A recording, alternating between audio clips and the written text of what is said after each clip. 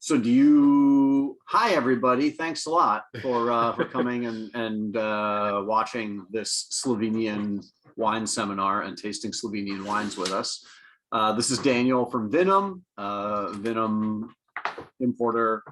I guess you're an importer because you're here in America, but Ilya is an exporter because he lives in Slovenia. Oh, Ilya lives in New Jersey. New Jersey. Oh, okay. All right. So well, he's on the import. So I guess he's an importer. Yes. Bringing in wines from Slovenia, Croatia, and now Bosnia.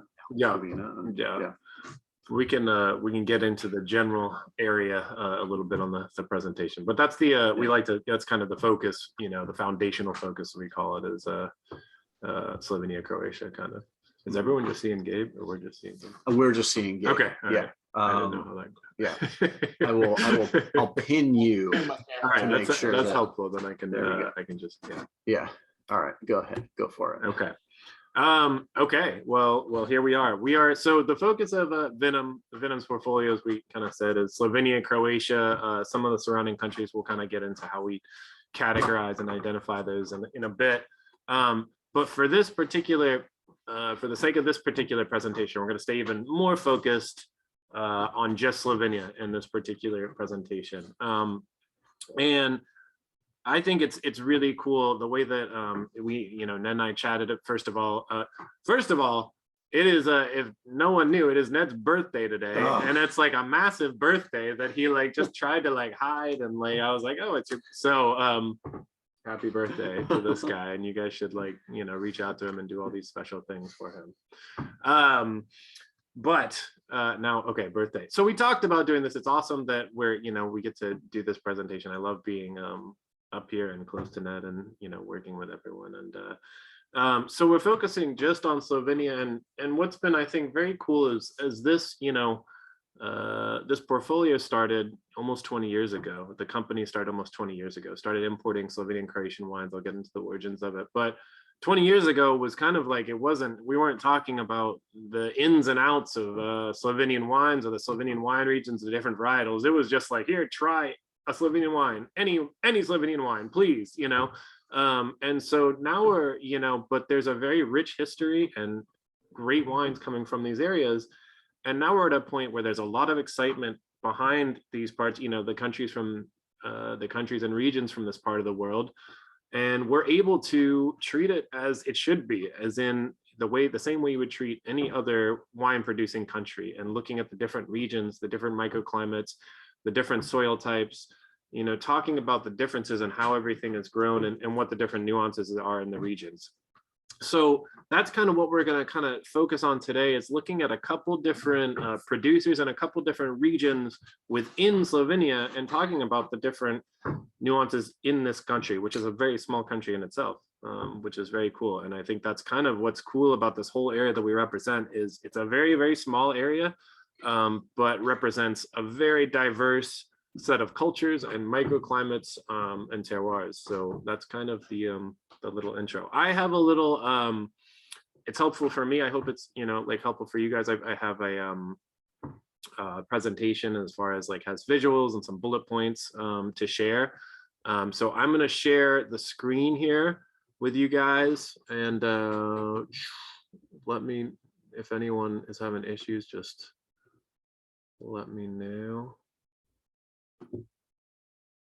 Okay, cool. There we go. So this was just kind of the basic, the basic intro of the company. The company was started about almost 20 years ago by the owner Ilya and his partner Marco. They both worked together in the travel business in the early 2000s, and they, Marco was based in Dubrovnik. They did a lot of corporate travel incentives that ended up bringing a lot of people to the Dalmatia area in particular. And so they fell in love with the wines from the Adriatic coast, as well as some of Marco. Actually, his family owns vineyards and a winery in Steyerska in northeast Slovenia, which we're gonna taste some of his winery's wines today. And so they decided, as kind of a hobby, to start this business. And so it was kind of just a little side project. brought in some of their first wines in 2003, made a bunch of mistakes, and it's been a long process just getting, getting the wine world kind of ready and open to work wholeheartedly with these, these wines. And it's the last, 3-4 years in particular, there's been a tremendous amount of momentum behind the wines, the portfolio, the producers. And so it's been very exciting. So we're now in almost over 35 states. So we have a great reach, great representation in the country, and we just want to keep growing and really keep educating everyone, so that this is this sits alongside all of the the standard wine producing countries in the world. So we're going to start here just on a basis on this is a map that we put together with our designer, and basically I think if you go to any wine warehouse, or for the most part everyone, there's maps everywhere. There's a map of France, there's a map of Burgundy with every little village, and there's maps everywhere. There is no map that exists of the countries we represent, and we felt that well, we needed it, in particular, not just of one country, but the countries we represent, and putting it into perspective.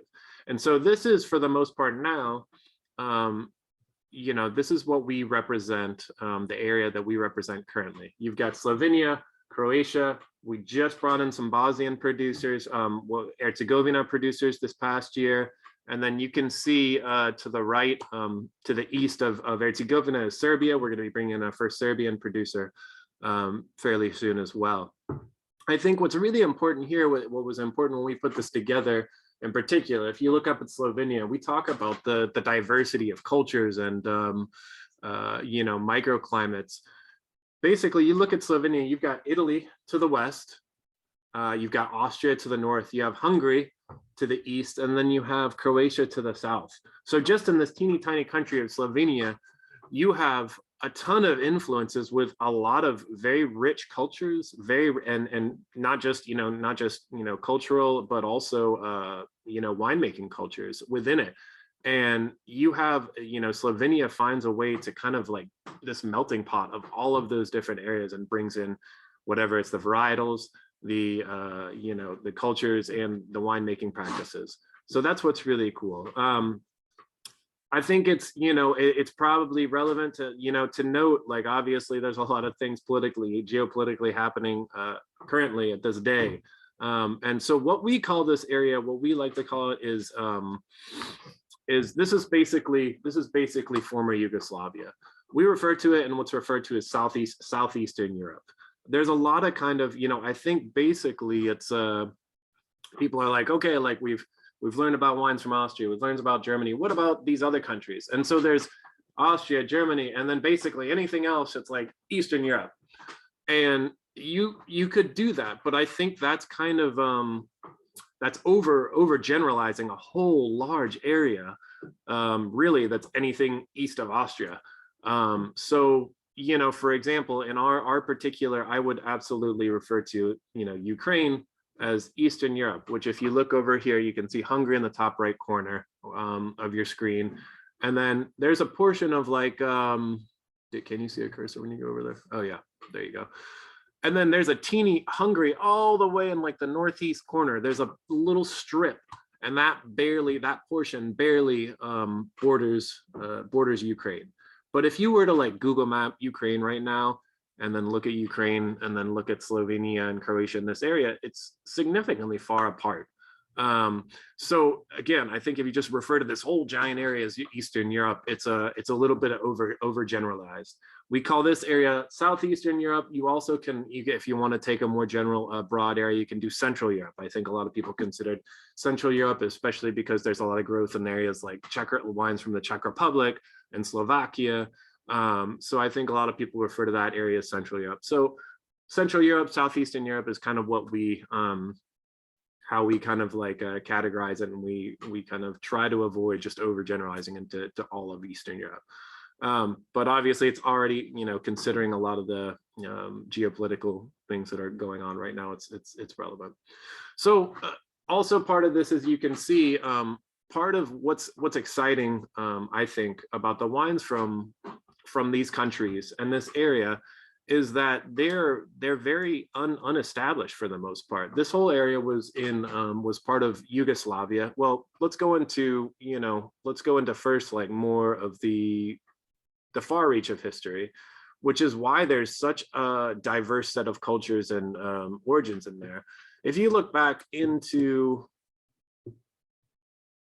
further in history, this area of Europe is kind of like, it's a perfect natural crossroads of culture that have gone through in all the different kind of empires that have reigned, that have tried to kind of get its reach over the greater portion of Europe. So you have like origins and cultures that have gone through this area, starting back from, Greece and the Roman Empire. So a lot of times you'll see that kind of, you see that influence in a very rich and long ancient history in Croatia, because that went along the coast of the Adriatic Sea. So you see a lot of grapes on the Croatian coast that are more indigenous, that are super indigenous to the different islands and different coasts. And these are ancient indigenous varietals.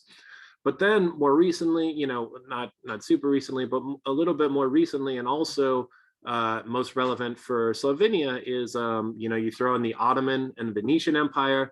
You have, the French that passed through the area, Charlemagne and Napoleon's troops. So you have a lot of in that, you're going to have a lot of in the proximity of the Italian border, you're going to have a lot of Italian influence in both culture and grapes you find there. So that's why we're going to taste a Refosk a little bit later, which is Refosco you find in Italy. You find Malvasia there as well. In Vipava Valley, you'll find Barbera, stuff like that, that you would find similar to there. French, you're gonna find the French came through, and a lot of these monks came through in their travels and ended up, finding areas that really excelled for French varietals. So that's why we're gonna taste Pinot Noirs. You find, a fantastic Pinot Noirs, Chardonnays, Pinot Gris, Sauvignon Blancs, all, and particularly some of the cool climate parts of Slovenia. These are all, varietals that really excel and really kind of expanded and into the production of Slovenian wine. And lastly, you have, that was more in the more, as recent as the 20th century, you have like the Austro-Hungarian Empire. And so in that case, you have a lot of the influence from the Austrian wine culture. So you're going to have a lot of Austrian grapes, Muscat, Gewürztraminers, Veltliner, all sorts of, Welsh Riesling, all sorts of grapes like that. The reds, Blaufränkisch, Zweigelt, those are, so you find this variety of grapes, of varietals in Slovenia that all have their different origins. And for Vinum, we focus on wines of, that are authentic to the area.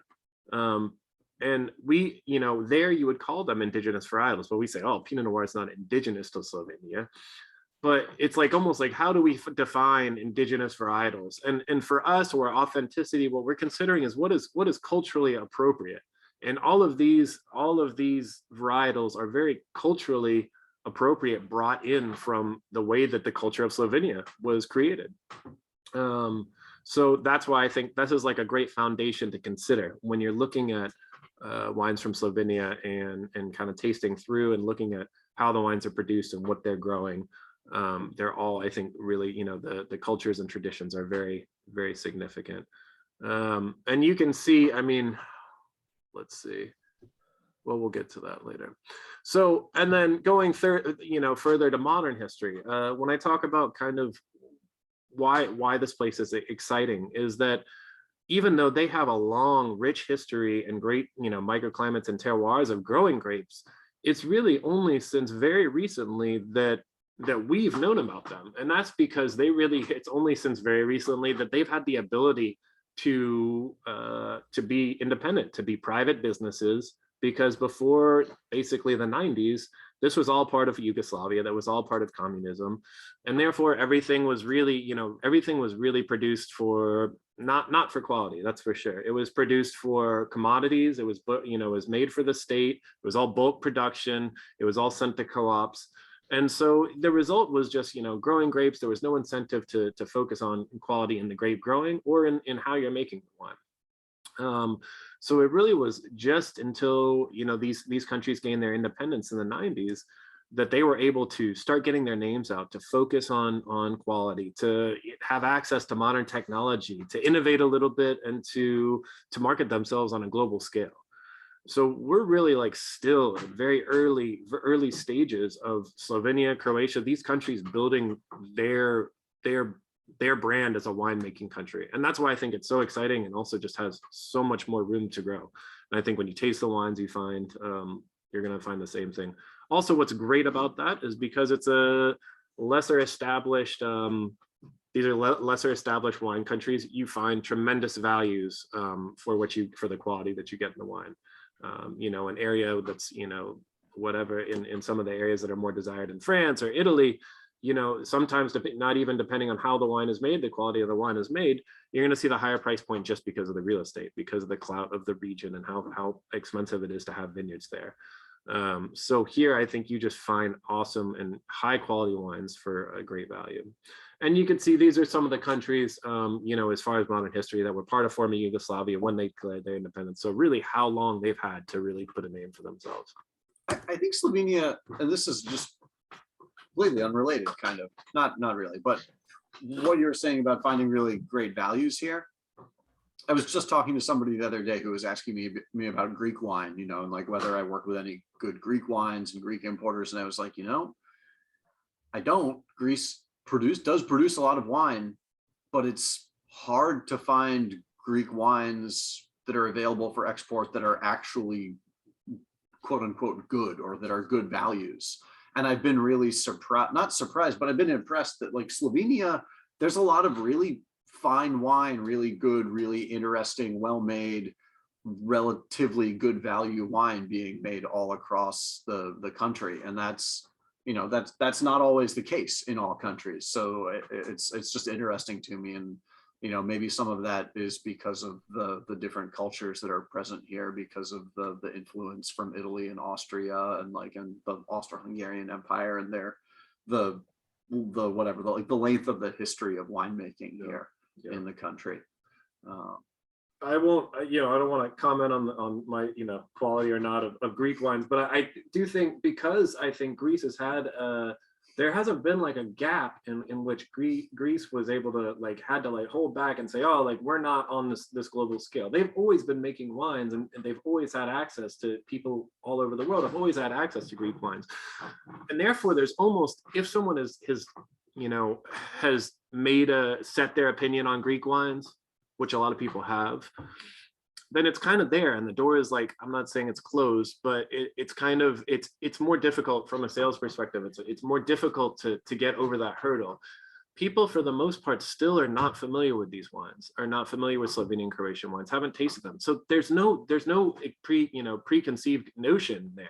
Yeah, people and, come, you know, and the producers here are defining what they do in their region more than other places, because it was all, you know, not wiped out by socialized winemaking under Yugoslavia, but you know, you couldn't make your own wine. The state told you what grapes to grow, and you know, and there were quotas, and you had to try and produce more and more and more, and then you had to sell them all to whatever it was, local co-op, for a fixed price, and there was no negotiation or anything. It was just all dictated by the state. So they, you know, there wasn't room for particular like appellations or for different reputations to develop under that. Yeah. You know, so now when we start to look at, you know, this is, you know, I gave you kind of the broad map of the general areas, and here we have is the more focus that, you know, zoom in on just the area of Slovenia, which is a teeny area. So you can see from the northeast corner of, you know, Slovenia going down to the southwest corner, that's like a 2-hour drive. And that's basically going from the base of the Alps, a very mountainous, very cool area, going to the Adriatic coast, where it's, you know, Adriatic and or Mediterranean, and you know, having a you know, a very, very kind of beach-like climate. So that kind of shows you in this teeny area, which, I mean, I'd have to, you know, find comparison state-wise, but it's, you know, it's definitely being up at, you know, in New England, it's compared to some of the small states within here, this teeny little country that captures all of it. So for our sake, basically you can see in the top, we represent a lot of producers in the northeast of Slovenia in the region called Steyerska. You can see how close it is in proximity to Austria. So a lot, if you want to, as far as the image you're creating in your mind is very similar to Austria, Austria terrain, a lot of kind of the profiles of the wines, in this area, they're going to have crisp, mineral driven, very, aromatic white wines, very bright, crunchy red wines. Really, it's a fantastic growing area. It happens to be a larger growing area for Slovenia. But it's fantastic for growing for growing grapes, and as well as the wines are deliver a tremendous value. I think one of the more if you kind of look towards the west over towards the Italian border, Grisca Berda, that's an area that we actually don't currently represent. We're looking to grow, but it's an area that we currently don't represent any producers, and part of that is Goriška Brda was the first region to really hit get on the international wine scene for Slovenian wines. And I think that was basically because of its proximity to Italy, in that it's almost in these areas on the border basically meld, it kind of like, melds Italian and Slovenian cultures. But this was, you had, Italian wines already getting a lot of momentum behind them. And so then they just kind of, went over the border and grabbed some of these guys right on the side there. And so that's like, this is the area, like stuff like Radicon and Movia. Radicon, I think, is in Kolio, but it's, similar area right on the border, Gravner, stuff like that. The thing with Goriška Brda, it's a bit of a lower elevation. It's a little bit of a warmer terrain, and also because it's this one region that got ahead on some of that, they can be pricier, they can be more expensive just because of the clout the region commands, and I think you can find crazy good quality all over the country. So we're going to focus in regions elsewhere than that. Right below Goriška Brda, you can see the Vipava Valley. So we're gonna taste Pikasi from there, and that's an area that's kind of at the base of the Alps, and so it's right behind the Alps, but there are vineyards that are more hilly, so kind of more mild temperatures there, but still kind of have some of that foothills of the mountains. And then a little south of that, you see is Istria, and that's right there, kind of on the coast. There's a teeny little coastal part, but it's mostly kind of, again, they call this area kind of, it's almost like the Slovenian Tuscany, very beautiful green rolling hills. And it actually, you can see Istria is both on Slovenian side and Croatian side. So they have great wines in Istria on both sides. Mostly we'll talk about what they grow there and all that. So we're going to focus on, and then the other region here, which we're not going to focus on now, is Dolenska, which is towards number 8 there, and kind of further towards, it's a more continental climate. And there you find, we have Sviček from there, Zeitz, you got, Ned carries another wine from there. It's also, you find sparkling wines come from there, some of the, the grapes they grow there. So we're going to focus on the areas of Steyerska, Vipava Valley, and Istria for this particular, tasting. And we should go through there. All right, so we're going to start with the Vipava Valley with Pikasi. This is number 1. This is the Picassi Pinella here. So you kind of saw, and there's a picture on, you can kind of see, these are, that picture shows you kind of what vineyards look like in this area. You can see the giant Alps in the background, these towering mountains, but then here at the base, you have these rolling hills. So you get, you're right on the border of Italy there. Very hilly, but steep hills, lots of minerality in these wines, a lot of that, and you find a lot of this rich kind of marl limestone soil within the soil in a lot of these areas in Slovenia. So depending on the areas you get, that's kind of what you find in the wine. So, you can see a lot of the varietals here that you grow, a lot of white varietals, which you tend to find in Slovenia in general, because it's just such a great area with the cool climate balance, a lot of kind of the fluctuations in temperatures from night to day. You get dry, hot summers, but mild to cool winters. So that provides a lot of balance in the wines, allows for a lot of acidity while also getting the ripeness to show some of the, So the whites you find here, you find grapes that are very indigenous to this particular area, the Vipava Valley. Zelen, Rebula, Pinella, which this is what we're tasting, is Pinella, which is a very kind of rare varietal just for this area.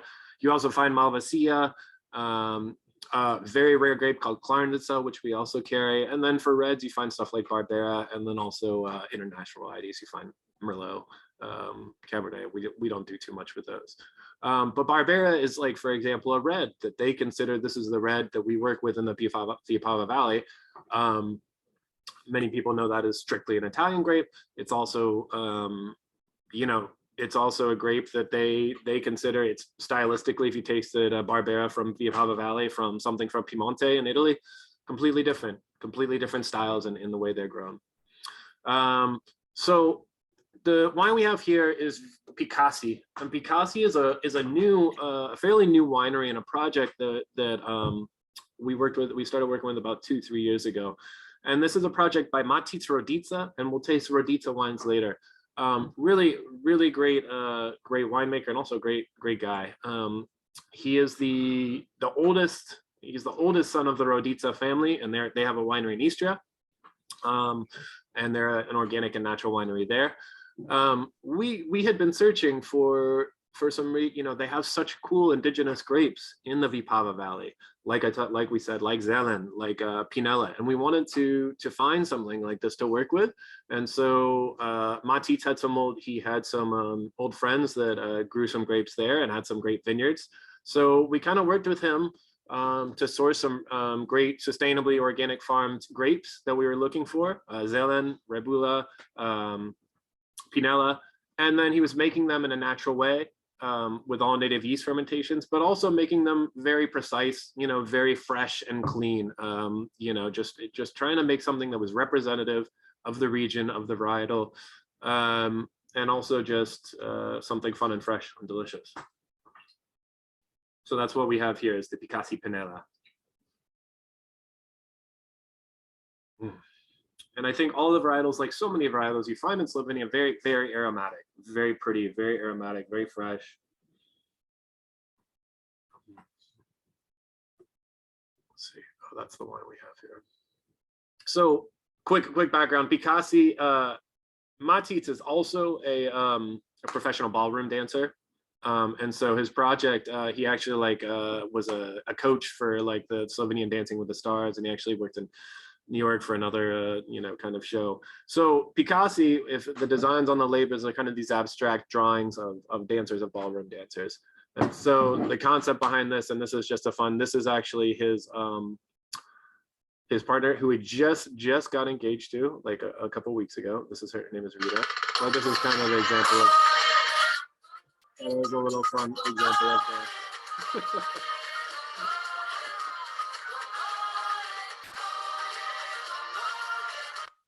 So they can dance. That was what the video is evidence of. As far as the wine, this is 2020. So Pinella is great because it's indigenous, it's very authentic, and it is very rare. There's only about 50 hectares really in the whole world, pretty much, specifically for the Vipava Valley, and there's only this much vines, grown in the whole world. So it's very, very rare and hard to find. So it's a very cool thing we have these. All of these, for the most part, the way that the wine is made is fairly straightforward. It's all hand harvested. It's all sustainably farmed. It's made with spontaneous fermentation in stainless steel, transferred to, on the leaves for a little bit, transferred into bottle. Pretty straightforward. But very great. I think, you get it first off the nose. It's very aromatic. A lot of white fruits, very kind of floral. Very bright.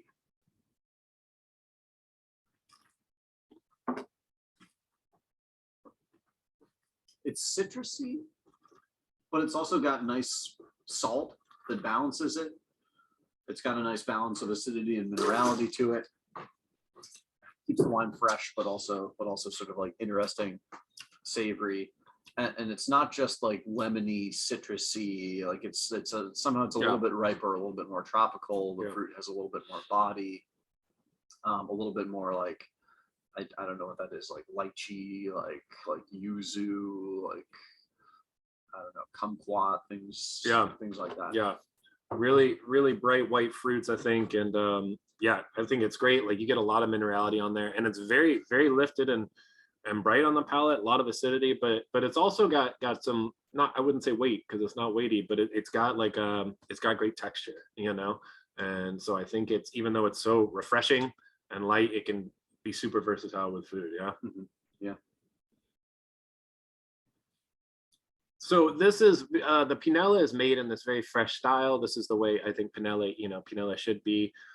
Zeland and Rebula are grapes with a little bit of thicker skin, have a little bit more, end up having a little bit more ripeness. And so those ones will, starting with a 2020 vintage, those will kind of have like a little bit of skin contact where it kind of allows for some of that ripeness to kind of flesh out a little bit more. But this will stay in this very clean, fresh, aromatic style. And so this is a perfect, I think this is exactly what we wanted to achieve, this perfect representation of the Vipava Valley, and these awesome, just fresh aromatic whites. So.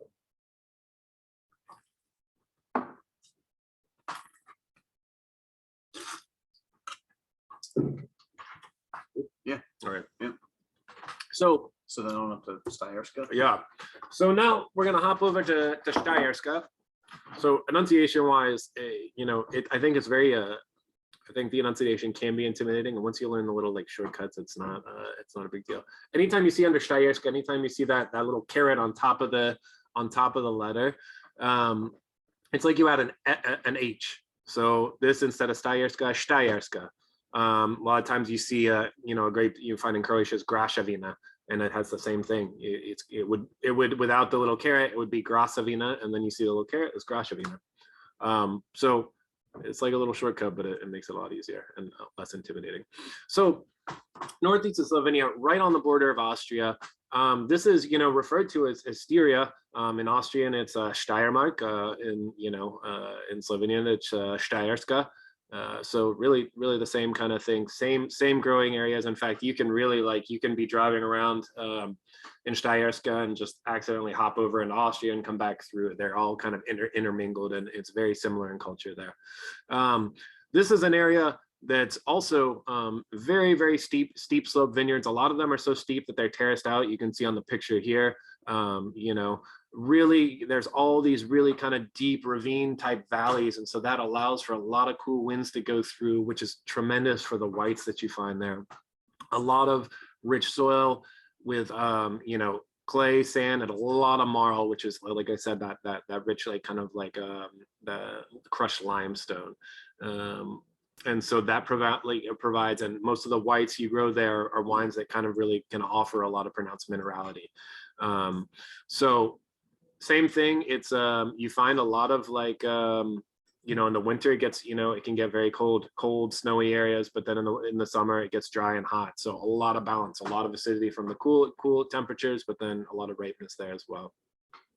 And I think this is a perfect example here when you look at the breakdown of the varietals you find the cultural mix here of Steyerska, where you've got the French here from some of the grape the varietals that came from the French cultures that came through. A lot of Pinot Noir, fantastic Pinot Noirs you can find here. A lot of Pinot Gris that you find all over in this part of Slovenia. Sauvignon Blanc, Chardonnay. And then as well from the Austro-Hungarian Empire, you've got stuff like Welsh Riesling, they call it Laschke Riesling. Rhine Riesling, German Riesling, they call it Schippon, which is ferment. Also that comes from the Hungarian side. Muscats, all sorts of muscats, different varietals of muscats, Zweigelt, Blaufränkisch. So you can see kind of the mix of cultures there. And what's cool is this next wine we'll taste is a white blend, and you get it's a very authentic blend for this area. And but the grapes are it's basically this fusion of cultures. You're gonna have some French kind of grapes that originally came from historical French origins, and then some that came from the historical Austro-Hungarian origins. So really cool. Here's just some more pictures. These are some vineyards, just kind of the sloping some of the sloping villages. This is in the winter. This is a picture from this last December, so you can see kind of the vines being more bare here, and just kind of the fog and mist rolling out from the cool temperatures and very windy area, this part, but this is one of the higher elevation parts. And then this is a, an aerial view of some of those terraced vineyards. So just really steep and terraced out vineyards, really a really breathtaking area. So the first wine from Steierska we're going to focus on is Heaps Good wine. So this is a very, very small winery. We started working with about 3 or 4 years ago. And this has been a really exciting winery. There's been a lot of excitement behind it. The winemaker is, you can see the picture, and you can see obviously the snow there, the winters that they get, the vines. The winemaker, his name is Nick G, and he's originally from New Zealand. He's an expat. He had worked and made wines in New Zealand for years, and then began kind of working in other wineries all over the world. So he was traveling all over the world, worked in California. He worked in Austria and France, and when he was working in France making wine, he had that was where he met his wife, Maria.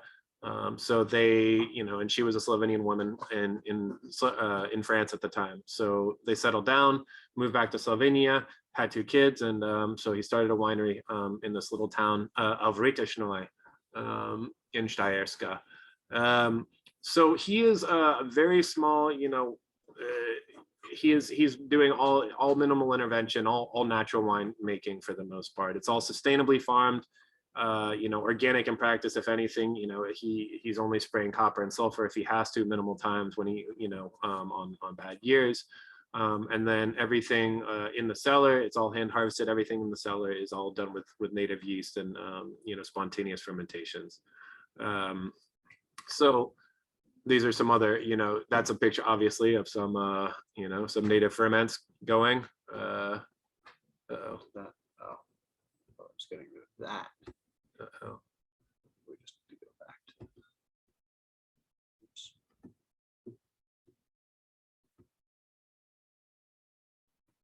That should get back into it. Let's try it. There we go. Okay. So everything is done, and he has a very old teeny little cave below the cellar that he rents out, and so it's a teeny little area. He specializes, I think, in varietal based production, and then he is exceptional at kind of assessing each barrel and figuring out the final blend and making these tremendous balanced blends. So here's some other pictures, that's his kids in the winery and stuff like that. So the Heaps Good white here, this is a fun representation and a pretty unique representation of Steierska white, because it is totally typical, authentic varietals that you'd find in this area, but it's the blend itself is fairly unique. And as I mentioned, you get the blend of kind of the cultures there. So you've got Chardonnay and Pinot Gris, and then you've got Muscat, very aromatic, and then Würzer having a little bit, which is, kind of a Traminer, Müller-Thurgau kind of like varietal base. So you've got a blend of all of these different styles here. So everything is hand harvested, picked, and and fermented separately with native yeast. The Pinot Gris is whole cluster pressed, and then everything else is direct pressed, destem and direct pressed. And then all blended, all aged separately and blended together in French oak for 12 months. So because his wines, I would say, are, have more of that the natural style. They have a little bit more of that wild style. I really enjoy them. They're very unique, very special. Aromatically, I think you get a lot of fun, like unique kind of like aromatics here. A lot of golden fruits, some kind of almost like a subtle, like a little bit of like a smokiness. Very kind of ripe golden fruits on the nose. I think you pick up like a little bit of that. I think you pick up some of the Chardonnay aromatics right off the bat, Yeah, there's like peach, apricot, maybe ripe pear. It also smells, it's it's a pretty aromatic, expressive white wine. It is a little bit smoky. It's also a little bit like white flowers to me. It's kind of floral, or there's a floral dimension to the aroma. Yeah. Yeah. He does some of the blends tend to, you know, because everything is hands off as far as in the cellar, there sometimes there's you know, some reduction in the wines, and I think he kind of like enjoys that. It's you know, kind of adds to the character of it, especially for, I think, having a wine like this, you know, a very unique, authentic, natural wine for the price point I think is offered. I think he really offers some great wines in that vein.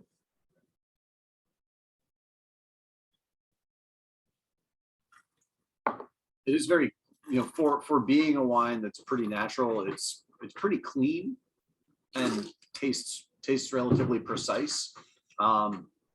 It's a little bit reductive, like that's where that smokiness in the aroma is coming from. Yeah.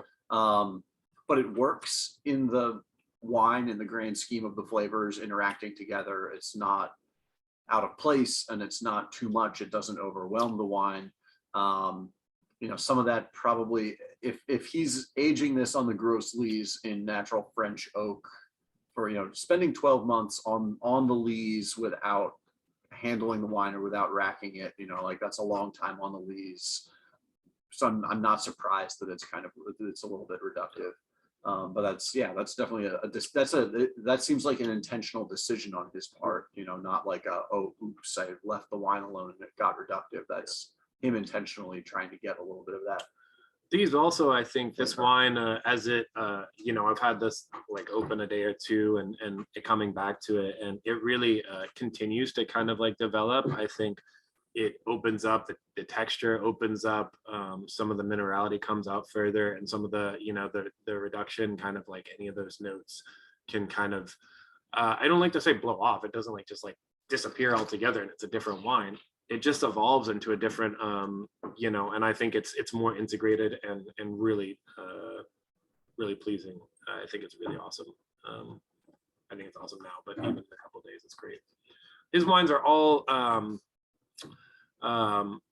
naturally made, but they're also tend to be low in alcohol, which is just, I think the wines are always just super refreshing and fun to drink, you know. And I think a lot of those, depending, some of them are more serious and some of them are just like super like fun, kind of the, you know, really refreshing fresh wine. This is 11.2% alcohol. Yeah. It's very impressive to me that this has the flavor that it does, that it has the ripeness of flavor and the development, and it's only 11.2% alcohol. That's quite impressive. I have no idea, but I mean, I know that Stayerska is in the winter a colder place.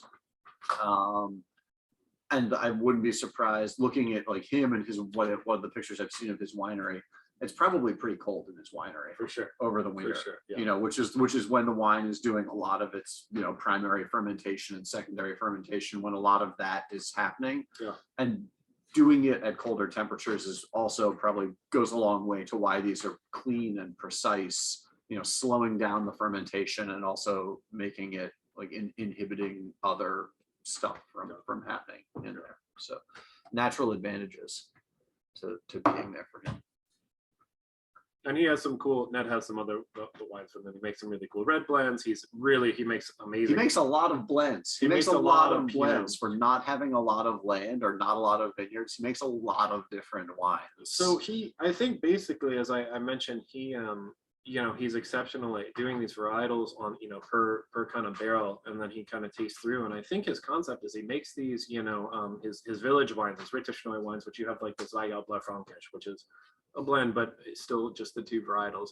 I think he starts there with the vintage, and he assesses each grape and each vintage, and then he starts there. He starts at the top. He's like, this is going to be my selection, and he pulls that out, and then the barrels that he hasn't used, he assesses them and says, what's going to work? You know, what's going to work here? And so he's like, well, you know, I've made this Chardonnay of my top tier, and now I've got this Chardonnay, and this Chardonnay is like a fairly high acid vintage. And then I've got this, you know, it could use some aromatics, and I've got this Muscat that, you know, has this great floral. And so he just kind of pieces it all together. And so I think that's like a big, his strength is in the cellar there, where he's just like really assessing everything and putting it all together. And so that's why I think he has these really fun blends. Hey, Daniel, What's up? I can lend a little insight into Nick's life. What you got? I spent about 9 hours from midnight to 9 a.m. in this cellar with him. And I can tell you that there's nothing that he does that's not intentional. He was not sure if he liked me because he's kind of a bastard, and so am I. And we kind of butted heads a little bit, and he kind of tested me on barrel samples. But yeah, you're right. Like he's got all these barrels in his cellar, and he knows exactly what each one of them is like and what he needs to bring to the blends that he makes. And by the end of it, we were French kissing. Yeah. But he's a real sharp and intelligent guy, and knows exactly what he wants out of each of his wines, and does a really fantastic job of blending them. Yeah. It's really special what he's got going on there. I mean, that cellar is like the size of my garage. And what he's doing is really cool. Yeah. When we taste some of the new wines from Sanctum, he also had a hand in kind of helping kind of steer Sanctum in a new direction that is a phenomenal direction. The wines are awesome. So I think you'll see that as well when we taste through some of those. So here we're gonna stay in Steyerska, and we're going to talk about Bojan Kobal, who is arguably one of the best winemakers in the country in Slovenia right now. He is making so third wine, the Cobalt Vineyards. Yeah. Here, and this is if you're looking at the little glass bottles, this is the one that's clearly an orange wine. This one is easy to pick out. Right, the little samples, Yeah. So Bojan is he is in Steyerska, but this is even if you're going into the different areas of Slovenia and Steyerska, you've got Heaps Good. We just tasted with this in Rita, which is a little further. It's kind of, I think, let's see if we can go all the way back, or it's gonna freeze up on me. Sorry. Oh, maybe because this is where we started from. No, it just takes. I won't do this again. So Rita is even further. It's further south, Okay. and so I forgot we had it. So you can see here the numbers here. So you've got Heaps Good is. Oh wait, no, it's further up here. So there's Heaps Good is number 3 here.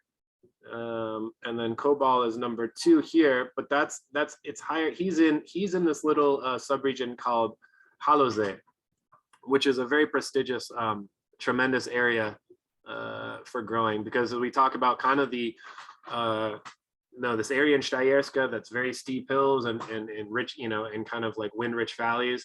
Haloze is kind of like the pinnacle of that, extremely kind of like steep slopes, and this is where you find so many of those terrace vineyards. Those pictures that I sent, showed you earlier, that aerial view, that's of Haloze.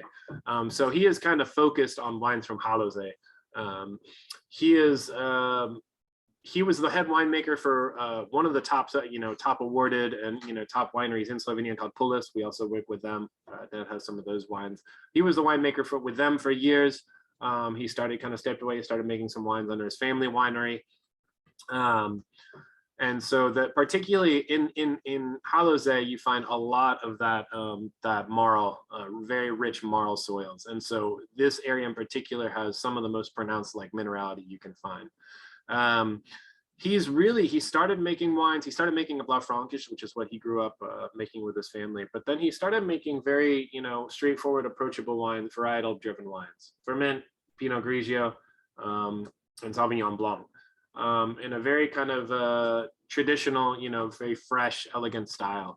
But he's been really starting to make, more native yeast fermentations, natural wines.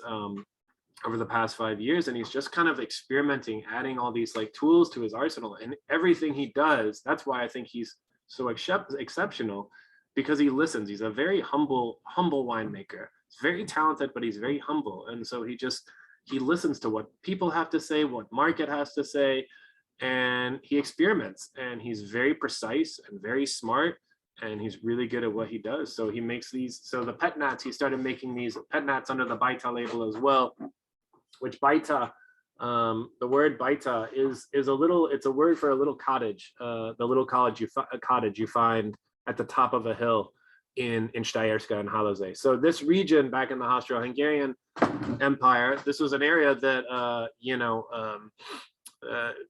wealthy families from Vienna would come in summer, and at vineyard homes here, they'd summer here, they'd have this little cottage on the top of the hill, they'd work the vines, and then they'd harvest, and they'd go back to their homes in Vienna or whatever. So there's all these little cottages all over the region, and those are called baitas, these little houses on the top of the hill. So this is the Cobalt Vineyards, very young vineyards here, but you can see this terraced vineyards, and that little house there on the aerial, that's his little baita. And this is a little outside view of the baita. And that's his wife Spela and him in the cellar, the very small cellar.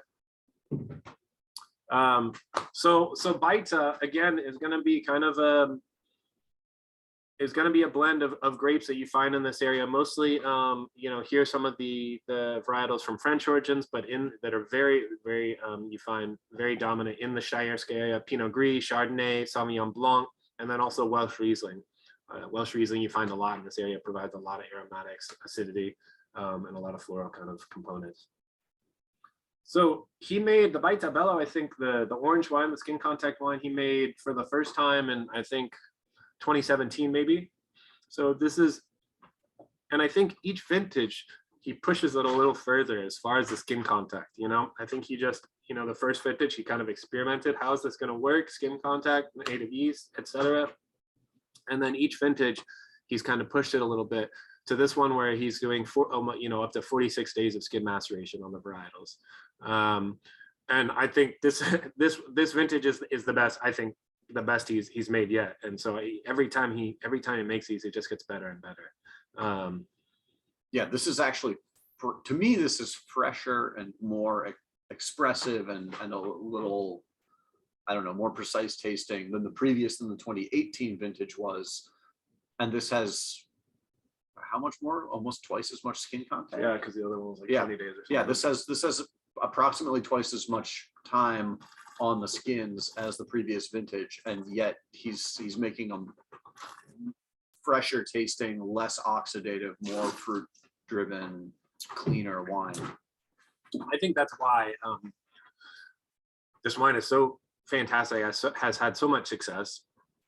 It's just like Ned said, there's a lot of skin contact orange wines out there, and this captures a great balance of getting those, all of those intense and interesting secondary notes from skin contact wines. It has the the tannin there from some of the extraction, yet it maintains a lot of freshness. There's a lot of fresh aromatics and a lot of great acidity, and not a lot of that kind of oxidized and kind of or overly tannic components. I think the tannins are really restrained. Yeah, it maintains like a wonderful balance.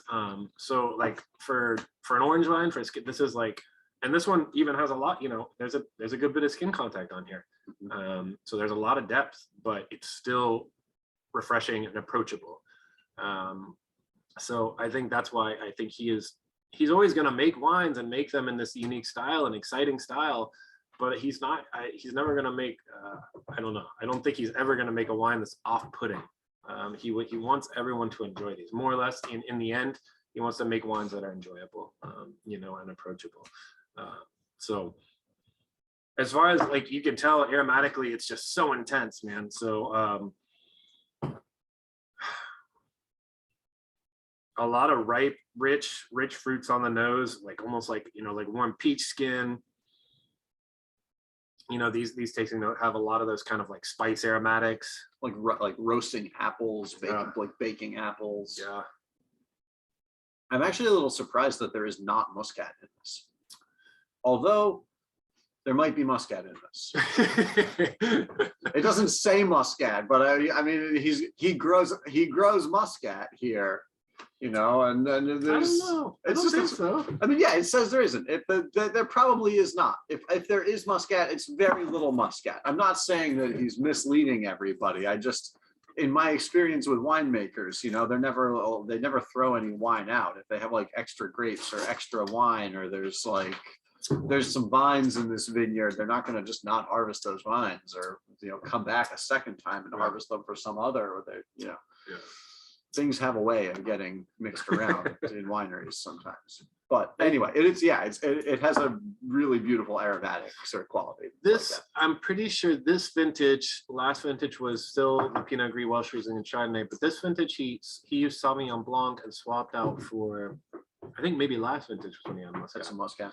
So here, I think you have the aromatics from Sauvignon Blanc, but more intense, more intense and almost like green aromatics, and you get a lot more of that acidity from the Sauvignon Blanc as well. Yeah. And I think that helps lift it as well. Which, by the way, his Sauvignon, I mean, in general, his wines are awesome, but his Sauvignon Blancs, he's a badass for Sauvignon Blanc. He's won a lot of awards, and his Sauvignon Blancs are fantastic. So yeah, Kobal. I mean, I would the wines from Kobal are, you know, he's now, we started with, you know, like you know, when we first started working with him in his own winery, it was like, you know, just 3 labels or something. Now he has close to 12, and everything he does is this kind of wine, is skin contact wine like this, quote unquote, traditional here in this area, or is this something that he just sort of was like, I've seen and heard of these things, I want to play around with it? It's really, I think it's just as traditional as you'd find in any other country, in the fact that this was it was Right, the way that they made, this was how you made yeah, wine. when they didn't have technology. And it's really, I think what's really interesting in these countries in particular is, I think other countries have had the opportunity to make wines and get market feedback and start to evolve. These guys just had to come out and say, this is what we're going to do, this is going to be our identity. So for, you know, in Yugoslavia, there was no technology. So the wines were probably made fairly, you know, naturally. That's actually a really good point, that in Western Europe, in France and Spain and Italy, there was that whole period in sort of the like 60s and then like 70s and 80s, where if you were going to make wine, you'd go to university, you'd go to a winemaking program. You know, if you were taking over your family's vineyard, your parents would be like, oh, well, you're going to take over the family vineyard. Well, we're going to send you to winemaking school, and winemaking school would teach you, you know, here are the treatments you do in the vineyards. Here's the pesticides that you use. You have to get rid of all the other plants. Don't let any grass grow. It's going to compete with the vines. You know, you've got to add these things to the wine. You've got to add sulfur when you harvest the grapes to kill any bacteria that are there. Like, here's all the things you have to do to make successful commercial wine. And that didn't really happen here because you couldn't make wine on your own. So if you were, there weren't family wineries, there were family vineyards, and you'd take over, you know, maybe the kids would take over the vineyard, but there, you know, you couldn't make the wine yourself. So when it became private wine, when people had the option to do that, Slovenia became an independent country in 1991. So people didn't have the opportunity really to like start making their own wines commercially. People had made wine for their own personal consumption. But if you're making wine for your own personal consumption and you're not shipping it around the world, you know, you're probably just going to let grape juice ferment and be like, well, I don't need to bottle this and ship it around the world. I don't need to add a whole bunch of preservatives or whatever. I just want to drink this myself. And then, you know, their opportunity, the time when they were able to start making wine commercially themselves was in the late 90s and coming into the 2000s and stuff, when just to an extent people knew better, you know, than to like spray a ton of pesticides and do dumb things. So they missed some of that. I think just what's interesting here is that, you know, part of like, I feel like the natural wine movement is kind of this point where it's like, what's old is new again. I feel like Europe went through this stage where they adopted modern technology for the most part. Most of Europe went, you know, they adopted modern technology, how to make, you know, and cultured yeast and how to make precise, you know, consistent wines. And then came to a point like, hey, let's step back from that. Let's go back to the ways we used to do it. These guys were always doing ways in this traditional way, finally got privatized and we're like, all right, now finally we can get some modern technology and do this. And then 10 years later, everyone's like, well, we want like natural wines that are like, so it's this really strange, you know, thing where they came out and they said, wait, but I thought we were doing things this different way, and this was the right way. And so the adaptation to, you know, natural winemaking is very, I think it's a cultural, you know, adoption here. So I think it's really interesting, but I think it's just as traditional as any other, you know, region of Europe. But they're, you know, definitely, I think Slovenia in particular, you know, you find the wines from, you know, the guys like Movia and, you know, Gravner, they're definitely known for some of their orange wines. And so people kind of tend to, you know, look to Slovenia for skin contact wines, and we have quite a bit of them. So, so we're going to hop over quickly. We're going to go back to Steyersk at the end for the reds. We're going to go one red in Istria. So Istria, as we talked about, is kind of in the southwest corner of Slovenia, right on the border of Italy, and right near the Adriatic. So you see it's right near Trieste. And it's similar, as I mentioned, it's kind of like the, you know, the Slovenia Tuscany, where it's very rolling, gentle rolling hills, very green area, Mediterranean climate. And for the most part, they just focus on these two key varietals, which is Malvasia, also very, you know, Italian in origin, Malvasia, specifically Malvasia Istriana, and Refošk, in Italy known as Refosco. In Croatia, they call it Teran. Pretty much the same grape, but they say it grows on different soils, and therefore it's a different grape, and that's a big battle between the borders. But that's the main thing that they grow. And these are just kind of some examples. You can see already here, this looks very Italian kind of, you know. That's one of the towns in Istria, you know. Yeah, exactly. So you see it's a very kind of similar culturally. This is another one of this is on the Croatian side, but this is one of our wineries. You can see the lavender, very Mediterranean kind of looking in that particular. This is Koslovic on the Croatian side. So this is the Roditza Winery.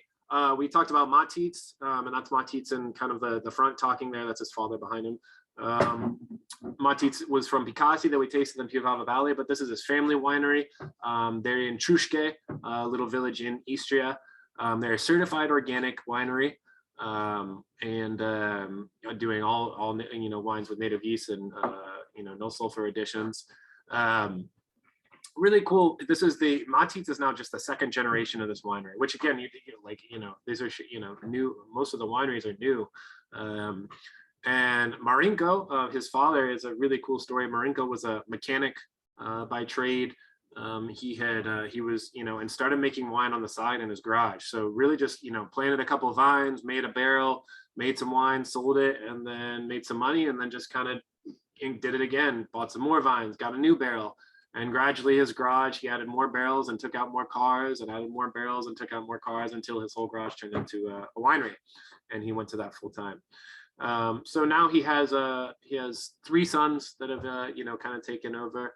And you can also, Istria is also known for its truffles, just like you know, Alba and Piemonte, or what's the area in France that is it, Burgundy, that has truffles? Or In France, yeah, Burgundy does. I think it runs along the same parallel as far as the areas that excel with truffles. But truffles, Malvasia and truffles is like an insane pairing. It's, you know, kind of that, like, you know, bright and you know, kind of like floral and honeyed note is like perfect with just a simple like pasta with truffles. So I think there's a picture somewhere. This is the winery from the outside, and this is the winery overlooking the terrain here. And there's a bunch of truffles there. So Refošk, the variety, is a very, you know, very thick, dark skinned grape. But also maintains you know, it's a very bright, high acid grape as well. So you always end up getting wines that have a lot of color, very inky, deep purple, but then can have a lot of brightness. And so I think they really can age well. They're really fresh and food friendly. Have a lot of those kind of like, tend to have a lot of those deep, dark and black fruits, blue and black fruits, you know, but still some good tannin structure. These are, again, this is Refošk. It's all, there's a little bit of, you know, skin maceration, and it's all native yeast, spontaneous fermentation. And then it's aged for about 8 months or so in both French and Slovenian oak, neutral oak that they have on the in the winery, and no sulfur added.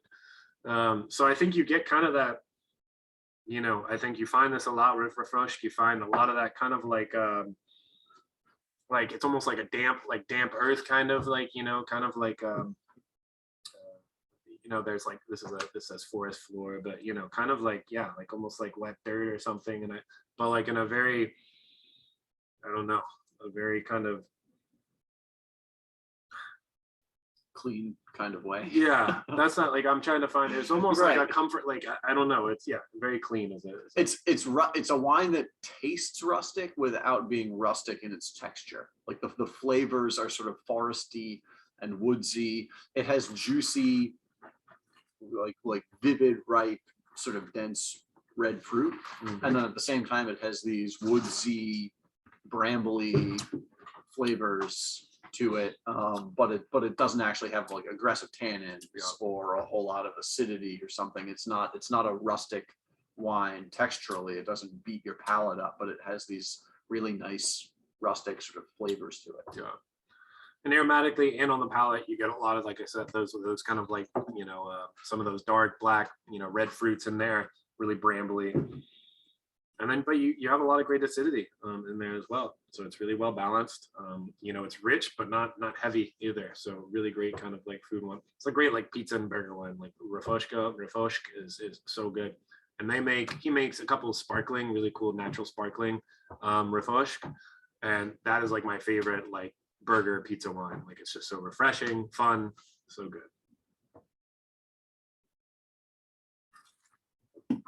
Oh.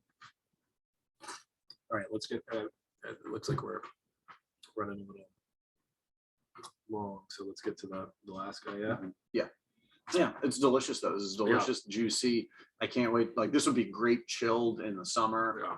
It's interesting. I originally was introduced to Refosco from from Friuli from Italy years and years and years ago, and I think all of the Refosco I've had from Italy was always sort of lighter than this. Yeah. The Refosco that I've had from like Croatia, Slovenia is darker and a little denser. So we're going to go to Sanctum. We're going to go back to Steyerska, the whites we started with here. And I think this is a great example of kind of like going back to the reds that are produced here in Steyerska. Going back to Sanctum. So this is the winery that one of the founders owns in Steyerska, in the little village of Loce. I also mentioned that Nick from Heaps Good, he was like a consulting winemaker for a while, many years back, kind of like, you know, changing the direction of the winery. So it was always, the area was always exceptional for growing. So they focus on Pinot Noir and Chardonnay for the most part. And this is an area in particular, this area was an area that in the 12th century Carthusian monks came through with, you know, for establishing monasteries. And they were on top of the hills there, and they found exceptional areas for growing Pinot Noir and Chardonnay. You know, it had the elevation, it had the climate, and the, you know, kind of the soil had a lot of that minerality. That's a very steep vineyard down there in that picture. On the picture. So that's actually looking out from the winery. So some of those are Chardonnay vines there that you're looking at, and then you can see on the other hill, you can see Pinot Noir. So really very steep, you know, very, very steep vineyards for sure. They don't terrace them out, but they're steep. So this is, and now Rodica, but we just call him Rado, is now kind of taken over the winemaking. He was Nick's protege, and now has kind of taken over there, and he's doing a fantastic job. The wines were always, this area was always tremendous for growing Pinot Noir and Chardonnay, but I think maybe the canopy management and like the winemaking was different, and so it's been transformed where it's all organic and growing, as well as minimal intervention in the wine and the winery. And the wines are just tremendous. And I think the Pinots, you're finding some of the best Pinots. This is Marco having schnapps for breakfast. You could see there's the fun little pear schnapps thing. But this is, you know, not only how steep the slopes are there, you know, but also how cold it gets and kind of the climate there. That's I think a great example of the vineyards in Steyerska in this area. And there's so we're going to taste, the last one here is Bubamara. This is Sanctum Bubamara. So mostly Pinot Noir, but a little bit of Syrah, which they grow. They have a teeny plot of Syrah as well. And I think what's really cool here is, you know, this. I think people see this and they're like, oh, Pinot Syrah. Like, they think of what, you know, most of it. That blend has been very, you know, stigmatized from what's done in California. And the blend here is almost the antithesis of what, you know, the blends you would find in California, in that this Syrah is like the Syrah. This is very high elevation, cool climate Syrah that's added to the Pinot Noir to not add, you know, not give it color or juiciness or anything like that, but it adds like more of this nuance, adds more of this kind of like some of the herbaceousness you get from Syrah, and some of the gaminess.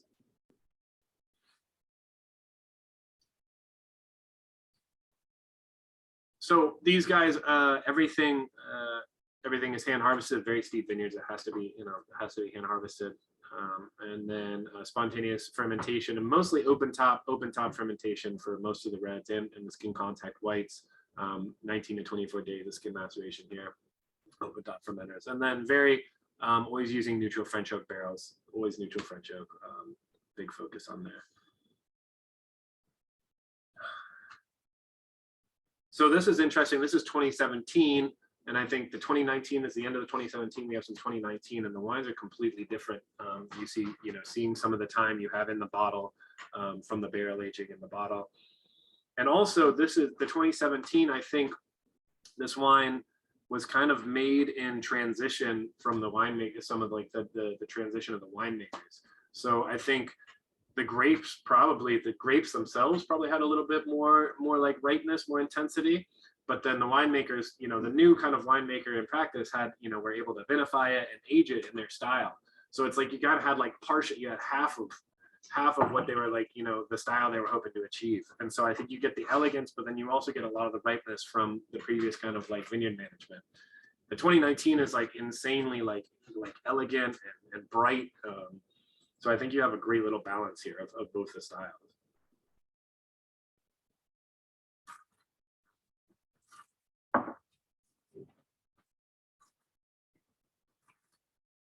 I like this combination of the texture of the Pinot Noir, but then you get some more of the aromatics. To me, I get more of the aromatics of the Syrah. It's, it's a little bit spicier and more blue fruit. Yeah. And all of that. It definitely tastes like continental, like cooler winters, hotter summers. Yeah. It does not taste like a coastal wine at all to me. It very much tastes like a continental sort of like it reminds me of the Rhone, like the southern and northern Rhone in some kind of way. I don't know how to quantify that, but it's like it's not a Mediterranean tasting wine. I think some of that, that cool climate Syrah kind of like comes out and brings some of those components out, you know, but maintains a lot of that kind of like balance and that lift from the, you know, from the Pinot. Yeah. Yeah, that's part of what makes Slovenia so interesting to me is that it's this small place that is both like part of it is continental Europe that's up there by Hungary and Austria, and then at the same time then you have, you know, you get right down to the Mediterranean, to the Adriatic, and it's a Mediterranean climate down there in a very small place. These are also, Bubamara is Slovenian for butter or ladybug. I'm sorry. So this is kind of, there's like a little bug theme going on here with like the you know, kind of the nature and the vineyards and stuff. There's another label that has a similar concept I left here, which is the butterfly, you know, that you guys have. So those are kind of like a little snapshot of the, you know, some of the regions in Slovenia that we represent. And like where Slovenia is now, because Slovenia is still figuring out wine wise, all these people and all these different regions are still defining themselves. Because you know, Slovenia became a country in '91, and then it joined NATO in 2004 and the EU in 2007. So it's you know, it hasn't been that long that they've been independent and they've been able to make wine themselves and figure out, you know, like how do we position ourselves? What do we want to tell people from Spain and Great Britain and Germany, like what do we tell them when they're like, well, what kind of wine do you want to make in Steyerska? You know, they're still deciding that, figuring it out. Yeah, I think you know, the story is being written as we speak. You know, it's, you know, coming out, and it's just been really exciting to be a part of it and kind of continue to spread it. And people are eager to hear it. You know, people don't know the story, so people are very eager to hear it, to learn more about them, to taste the wines, and that's why it's just, you know, it continues to grow so much. So, and the wines are fantastic. So, Yeah. So, yeah, that's Slovenia wine for now. There'll be more. There's more. We can dive into some other regions, maybe some other countries at some point. So, yeah, cool. Thanks, everybody. Thank you, guys. See you Thanks next for week. tasting. I'll send out an email next week. I'm Nice to gonna meet you, Marie. do Southern Chile. I'll be doing Happy like, birthday, Ned. Thanks, Marie. Happy Thanks, See you y'all. later. Bye. Bye, Gabe.